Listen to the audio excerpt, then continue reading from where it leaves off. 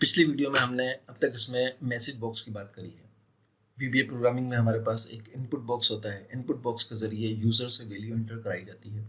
Value enter करने के बाद अगर यूज़र ओके के बटन पर क्लिक करता है या कीबोर्ड से एंटर प्रेस करता है तो इनपुट बॉक्स टेक्स्ट बॉक्स में टेक्स्ट रिटर्न करेगा। अगर यूज़र कैंसिल के बटन पर क्लिक करता है तो फिर ये ब्लैंक स्ट्रिंग को रिटर्न करेगा। इसका सिंटैक्स कुछ इस तरह से होता है। पहले इसमें इनपुट बॉक्स जो कि फंक्शन है वो आता है। उसके बाद इसके अंदर फिर ये पैरामीटर्स आते हैं जिसमें प्रॉम्प्ट ये एक ज़रूरी पैरामीटर है जिसमें स्ट्रिंग आता है जो डायलॉग बॉक्स में मैसेज के तौर पर शो होता है जिस तरह हम मैसेज बॉक्स में करते हैं और इसकी भी तकरीबन तादाद 1024 अल्फ़ाबेट पर होती है। उसके बाद इसमें टाइटल होता है। ये एक ऑप्शनल पैरामीटर है जैसे कि इसके नाम से जाहिर है। इसमें मैसेज बॉक्स का टाइटल आता है। अगर इसे ब्लैंक रखते हैं तो इसमें भी माइक्रोसॉफ्ट एक्सेल लिखा होता है। डिफ़ॉल्ट ये एक ऑप्शनल पैरामीटर है। इसमें वो टेक्स्ट आता है जो आप यूज़र को इनपुट बॉक्स के टेक्स्ट एरिया में शो कराना चाहते हैं जिसे हम प्लेस होल्डर भी कहते हैं। एक्सपोज यानी एक्सपोजिशन ये एक ऑप्शनल पैरामीटर है। इसमें इनपुट बॉक्स की एक्सपोजिशन आती है। स्क्रीन के जिस एरिया पर हम ये बॉक्स यूज़र को दिखाना चाहते हैं अगर उसे ब्लैंक छोड़ दें तो ये हॉरिजॉन्टली सेंटर में शो होगा एक स्क्रीन के। ठीक है। और वाई पोजीशन में हम वाई पोजीशन जो है वो शो कराना चाहते हैं स्क्रीन के जिस एरिया पर भी हम शो कराना चाहें। अगर इसे भी हम ब्लैंक छोड़ दें तो फिर ये वर्टिकली स्क्रीन के सेंटर में शो होगा। तो अमूमन इस वैल्यू को नहीं दिया जाता। उसके बाद हेल्प फाइल है। हेल्प फाइल में हम यूज़र को जो भी हेल्प देना चाहते हैं वो हम यहाँ पे लिखते हैं। इसी तरह कंटेंट के अंदर हम हेल्प फाइल का जो कंटेंट होता है वो दे के यहाँ पे न्यूमेरिक वैल्यू देते हैं। अब हम इसकी मिसाल देखते हैं। इस पुराने डेटा को रिमूव कर देता हूँ मैं और यहाँ पे इसकी मिसाल देते हैं।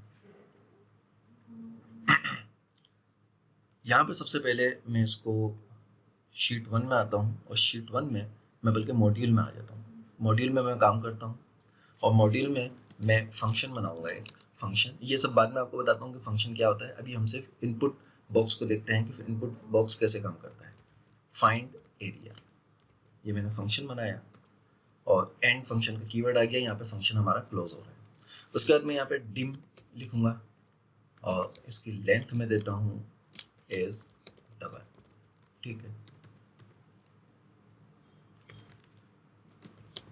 उसके बाद इसकी हम एक और वेरिएबल बनाते हैं विड्थ और इसको हम लिखेंगे डबल। उसके बाद इसकी लेंथ को हम इज इक्वल टू करते हैं इनपुट बॉक्स से। ये इनपुट बॉक्स हमने लिया। अब इनपुट बॉक्स में सबसे पहले प्रॉम्प्ट है तो प्रॉम्प्ट में हम लिखेंगे एंटर लेंथ। ठीक है। इंटर लेंथ हमने करा। उसके बाद कॉमा देकर टाइटल इसको देंगे इंटर आर नंबर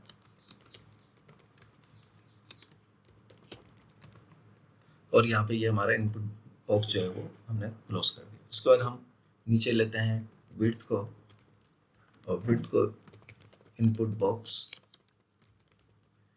और इनपुट बॉक्स में यहाँ पे हम करेंगे इंटर विड्थ और यहाँ पे लिखेंगे एंटर अ नंबर। उसके बाद हम इसको भी क्लोज करते हैं। क्लोज करने के बाद हम यहाँ पे find area is equal to length multiply by width save करते हैं। यहाँ पे डबल कॉलन नहीं दिया है। ठीक है। तो उसके बाद इसको सेव करते हैं।